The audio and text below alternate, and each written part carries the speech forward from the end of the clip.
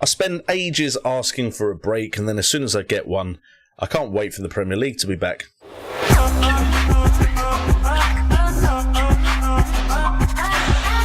Hello there, hope you're having a great Tuesday. What is up, guys, and welcome to the FPL Today Team Selection video for Game Week 30. In this video, we'll go over the players that are potentially going to be leaving my side and the players we're going to be bringing in, and also whether or not I'm going to play my wildcard in Game Week 30. So before we get into the video, your guys' support has been amazing, but we'd like to continue that support, so hit that like button, subscribe, and hit that notification bell for FPL, and let's get straight into the video.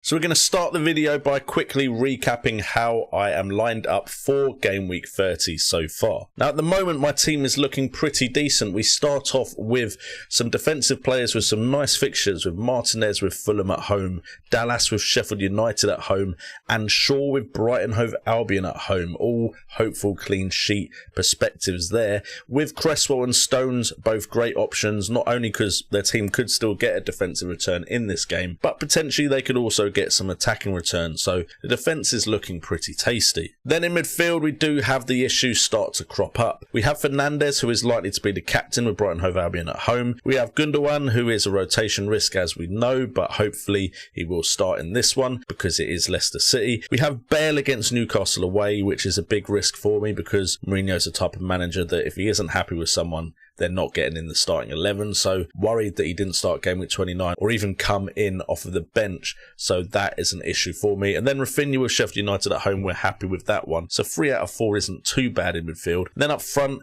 we do have Antonio and Kane. Antonio has Wolves away, hopeful of some points in this one. West Ham have been in great form. Meanwhile, Kane is the vice captain with Newcastle away, could possibly be the captain. We'll see what decision I make there, but I haven't really thought about the captaincy armband yet because I've been focusing on other things like whether to play my wildcard or whether to play the bench boost. Now the reason we might play the bench boost is my team lines up pretty decent if things go my way, because on the bench we have Areola with Aston Villa. Potentially Aston Villa will score in that one, but still it's a playing goalkeeper, so some points off the bench there. Bamford, as long as his injury isn't too much of a concern, and he did play in Game Week 29 when it looked like he might not, so hopefully after the international break he will still be available. He's got Sheffield United at home, which would be a good fixture. Grealish, if he's back, has Fulham at home as well, and we know Grealish is capable of getting some returns. And then the biggest issue is El Mohammadi, who I don't think will start because Cash is back, but if everything else falls into place, we have one transfer to change El Mohammadi to someone else we fancy for that game week. And this is why I don't potentially want to play my wildcard, because if I wildcard and some of these players score big, it's going to feel like I wildcarded too early. Also, I've personally wanted to use my wildcard without the bench boost headache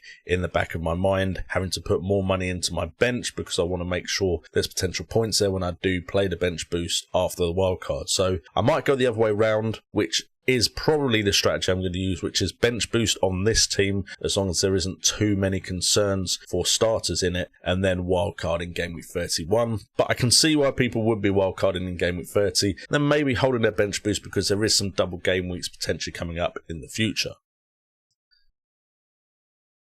So, players at risk, we have already mentioned them, but we'll go into a little bit more detail now. Gareth Bale is the first one who is a concern for us. He was dropped in Game Week 29 after he had been on some decent form, but then put in a very weak performance against Arsenal in Game Week 28. It's only a small patch of form that caused me to transfer him in the first place, so the fact that he hasn't returned for me now that I transferred him in is a bit of a concern for me. And then of course we have Mourinho, who is the type of manager to not play Bale because he's out of favour, although against Newcastle surely you could just put on your best 3 players. Europe isn't in the equation anymore, and just get lots of goals, get the morale back and actually push for a good Premier League finish. That's what I'm hoping for, but hopefully Mourinho will give me some idea as we go into the press conferences. The next player that is a bit of concern is Bamford. Now, he's an injury concern because of injury picked up in Game Week 28. However, he has had the international break to recover and he's still played in Game Week 29 despite his injury concern. And whilst we have Mourinho, who seems happy to drop players, we have a manager in Bielsa who doesn't seem to like to change his side too much if he can help it, and even played Bamford when there was a slight concern over his fitness, and Bamford actually adapted his game as did the rest of the side because of that injury. So I'm hopeful Bamford will still be a starter, but he's still a player I'm concerned about until I hear a bit more from Bielsa. And then finally, we've got the Aston Villa boys of El Mohammadi and Grealish, who are still a concern. Will Grealish finally start? I feel like I've been waiting for this for years, but it's only been probably 5, 6 or 7 game weeks in total. But of course, because the game weeks have been coming so thick and fast, it's probably felt a little bit longer than that, because I've just had him on my bench for a very long time now. It had been rumoured that if he didn't start in game week 29, he should be fit for game week 30, so fingers crossed I don't have to use a transfer for Grealish, and holding on to him maybe will form some sort of miracle and he'll get some stupid return in game week 30, but as long as he starts, I'll be happy. Meanwhile, El Mohammadi is the biggest concern for me, even though he's got no injury, because with Cash returning from injury, El Mohammadi isn't a starter anymore. So we're seriously hoping that El Mohammadi is the only player that we have to consider transferring when deadline day comes.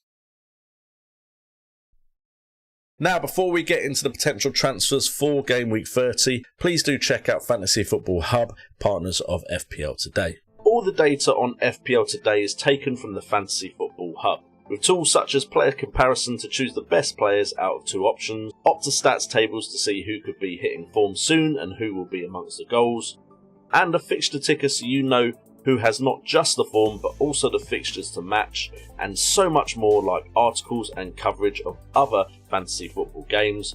Ask yourself why you haven't joined the Fantasy Football Hub. It's just £2 a month to unlock your FPL potential. Guys, if you want access to the Fantasy Football Hub, please use the link in the description. It's the top link, and it will give you access to the stats that we use in potential transfers and a whole lot more, like articles and fixture tickers. And they've been such a great partner to this channel over this season that it really would mean a lot if you did at least go check them out. So guys, we now move to the potential transfers, and we are looking at 3 players. And to be honest, I'm really hopeful that Bamford is fit, because there's not really any striker I want for Game Week 30 if I'm going to be wildcarding in Game Week 31. So the striker position I have no plans for, which is unusual for me.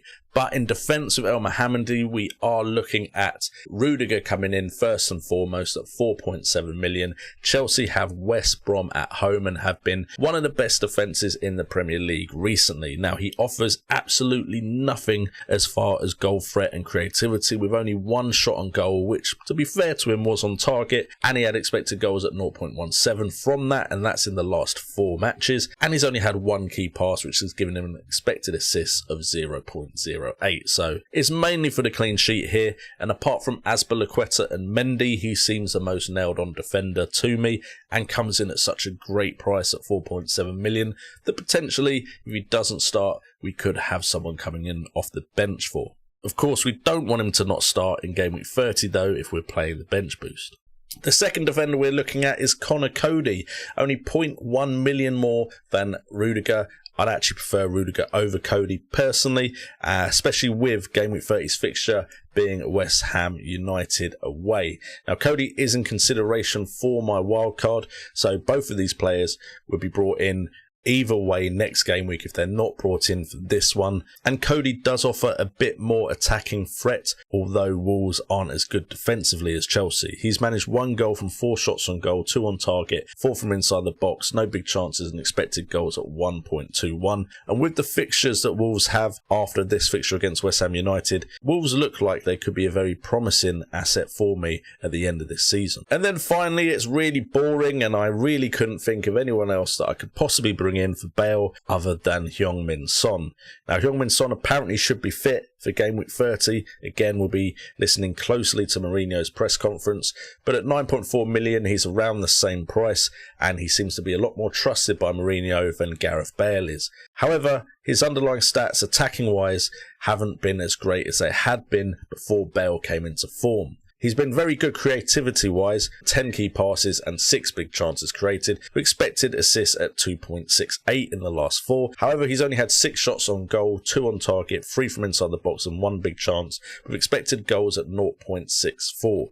Now, Son is the type of player that could have few chances but score some absolute screamers in the game, so Son could definitely be a consideration if Gareth Bale or potentially Jack Grealish doesn't seem to be ready for Game Week 30. Anyway guys, that that is it for this video. So if you have enjoyed it, please do what you've been doing all season long, which is supporting the channel by hitting that like button, subscribing and hitting that notification bell. Also check out Fantasy Football Hub, top link in the description down below, and let me know in the comments down below if you're wildcarding, or if you plan to hold until Gameweek 31, or what your plan is if you have no wildcard at all. With that being said, I've been JNO, this has been FPL Today, and remember, it's all about the game.